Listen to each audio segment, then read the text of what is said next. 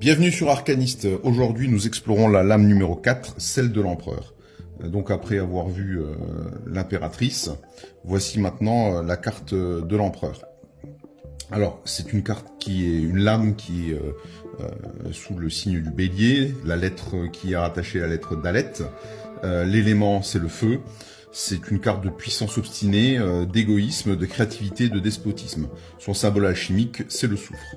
Les figures qui peuvent y être attachées, c'est Hiram, le grand architecte, ou Hercule. Alors, sur le chemin du tarot, après avoir découvert les éléments dans le battleur, le bâton, la coupe, les épées et les deniers, appris que par la papesse, on pourrait avoir des connaissances, l'empereur marque une étape où l'on réalise ses projets.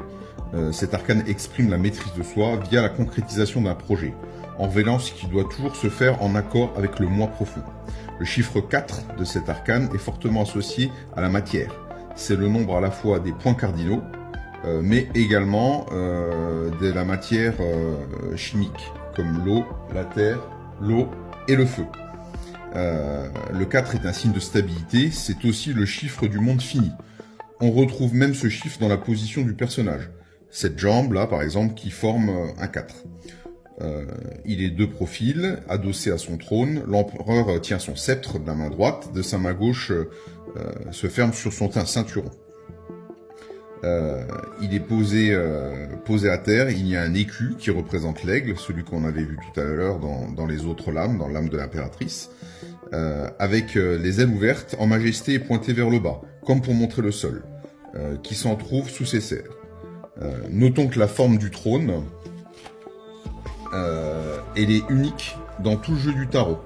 Il est court et arrondi. Alors que dans toutes les autres, se présente une sorte de dossier fait de 2 colonnes et sa base est cubique.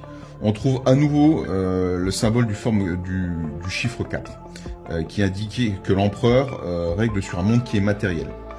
L'empereur symbolise la domination sur la matière et plus largement il est associé à la réussite matérielle lors des pratiques divinatoires.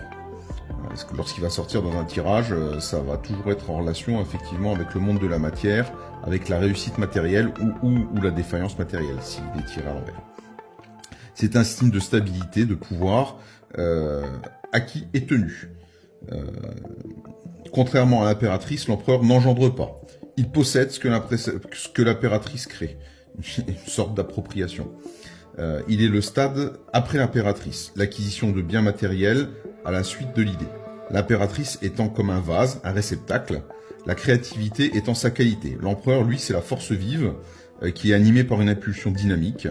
Il n'a Dieu que pour son but. Il semblerait que sa volonté soit tout entière soumise à une force extérieure qui le guide.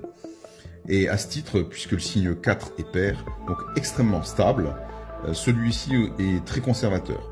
Il n'aime pas être dérangé dans ses habitudes, ni être remis en question dans sa capacité, dans ses habitudes. Cette stabilité est tout à la fois un bien, puisqu'on peut lui faire confiance, mais aussi un défaut. Cet empereur ne fait que les choses selon son habitude. Il va avoir du mal éventuellement à s'adapter. Il s'oppose naturellement à toute modification de ce qu'il possède. C'est la faiblesse de l'empereur, face à l'impératrice qui, elle, reste ouverte au changement et qui peut se permettre d'agir contre ce qu'elle ne possède pas encore. L'empereur vit sur des acquis passés, et pensant que cela durera toujours. Il est certes la maîtrise absolue de soi, mais il peut être aussi surpris par ce qu'il ne connaît pas et réagit violemment pour conserver son titre et ses acquis, et même face à l'évidence. Alors en termes de symbolique, c'est un arcane majeur qui va être empreint de puissance terrestre, on l'a dit, qui va être représenté par un résultat satisfaisant. Richesse, sécurité, autorité, pouvoir sur la raison et les capacités intellectuelles.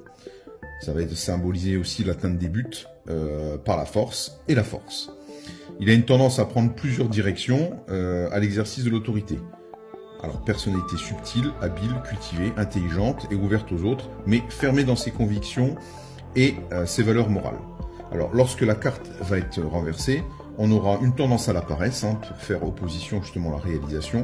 On va avoir une tendance au manque d'efficacité, et ça peut dénoter une certaine immaturité, un manque de force ou un pouvoir de décision, une indécision.